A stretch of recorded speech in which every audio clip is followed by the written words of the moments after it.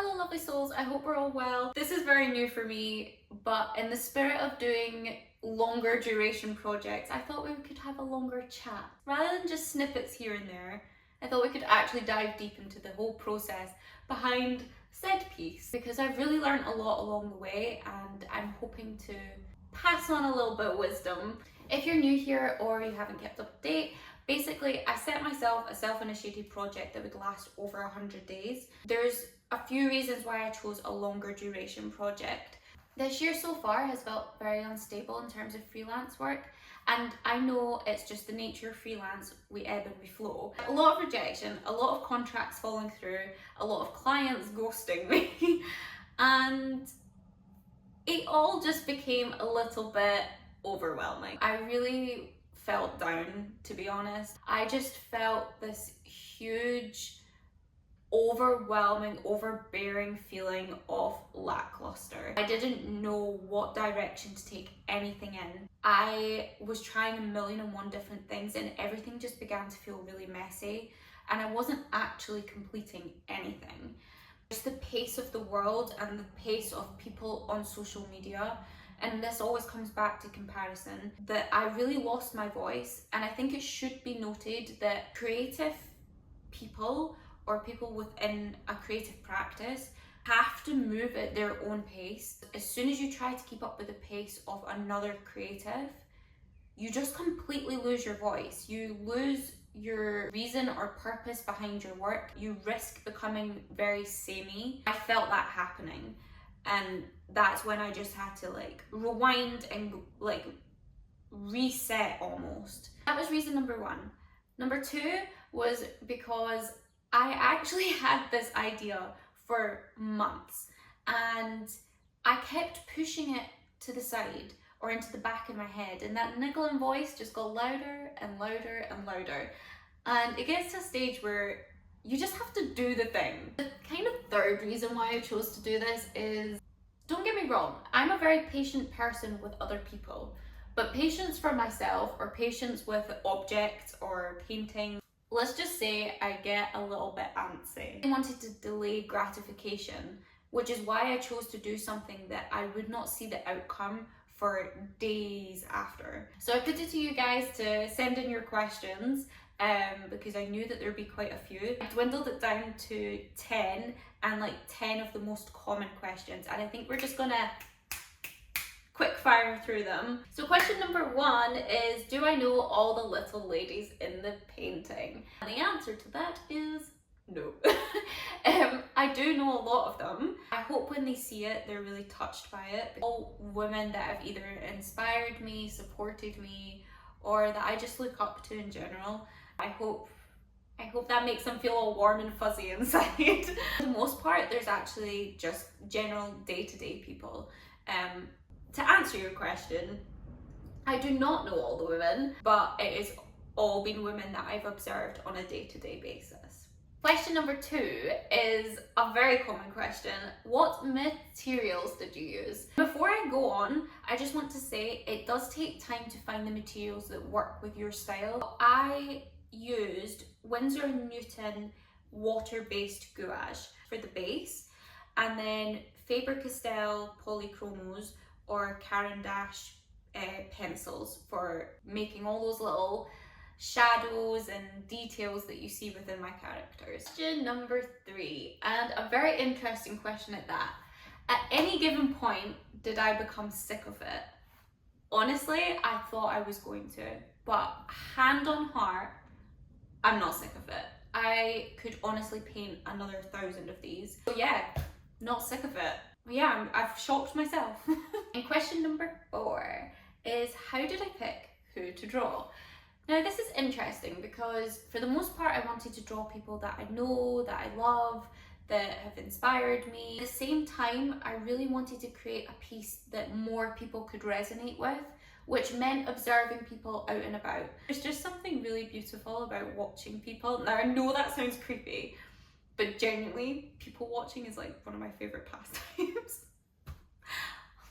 Is that creepy? I don't even care. I would just choose either somebody I knew and try to observe them as much as possible before drawing them, or I would observe people out and about, take a quick sketch, take a quick mental picture if I didn't have my sketchbook, and then when I got back to my desk, I would draw them how I remembered them. That's how I chose the people I drew. Question number 5 is, what did I enjoy most about the process? And I guess that is the answer, is the process. Having that direction every day and something that held me accountable to stay creative every day was really valuable. And it meant that even in moments where I maybe lacked the motivation, or where I might have had creative block, had I not had this project on the go, I just felt excited every day to come up into my studio and paint. And I think that was the part I enjoyed the most. Question number 6. How many little ladies are in the painting, and did I draw one every single day?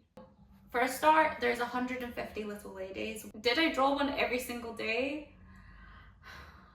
No. The plan was to draw one a day, but life gets in the way. I'd say it was every second day that I would draw at least like 2 or 3. So for the first, I want to say 4 rows, it was like 1 a day.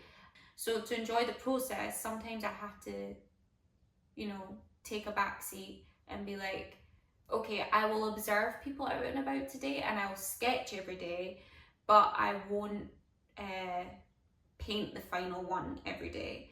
And I'm really glad that I did it that way. I don't really regret doing it that way at all. But it would be interesting to do it like, you know, 150 day drawing challenge type thing. But you see those things out and about so much, and do you know what? I'm like, you do you, you know? And this was me. This is how I wanted to do it, so that's fine. Question number 7 is a big question, and I've been mulling over it for a while.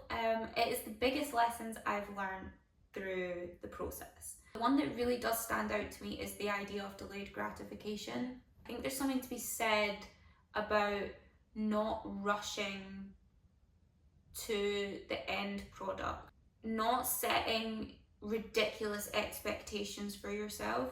So I have no expectations of where this is going next. I just really think that's a lovely thing, that nobody can deny you of hard work, and that in itself is a reward. So yeah.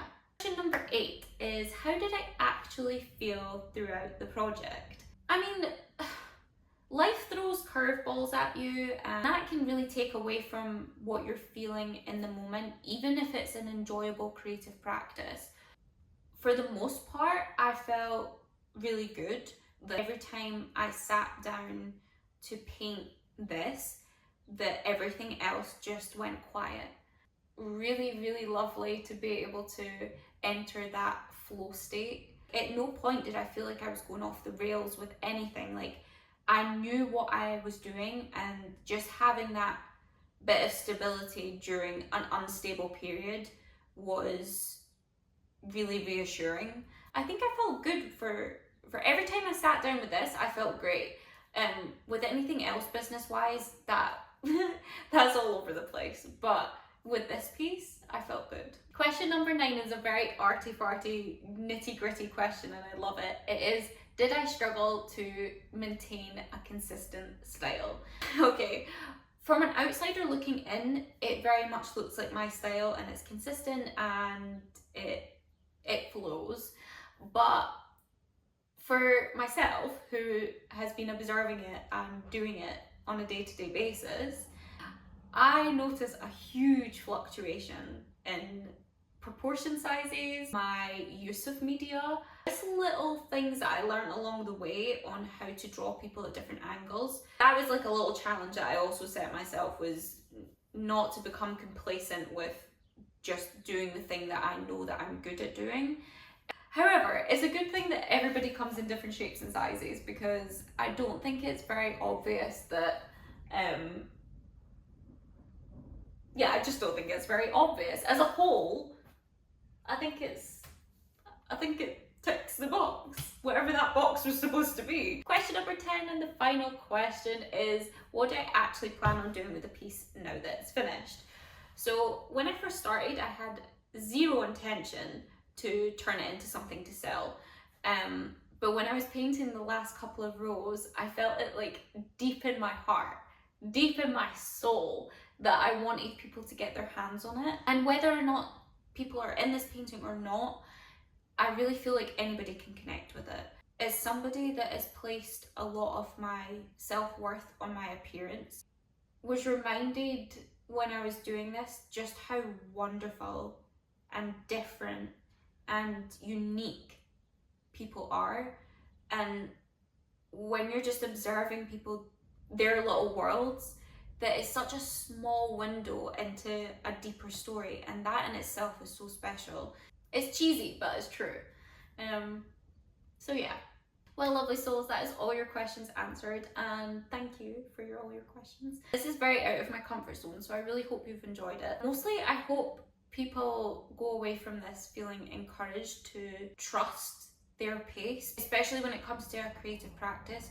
You have to trust your voice and have to trust what your gut is telling you to do. And it's a long process, so I really hope if you take one thing away from this, it's that you have to trust your pace, and that your pace is going to look different to other people, and that's okay. Stay tuned. I will be sharing more behind the scenes bits and bobs of the painting and the painting process. There will be a giveaway. There will be limited edition prints up for grabs at some point, but for now, I just want to say thank you, and I will love you and leave you till next time. Bye.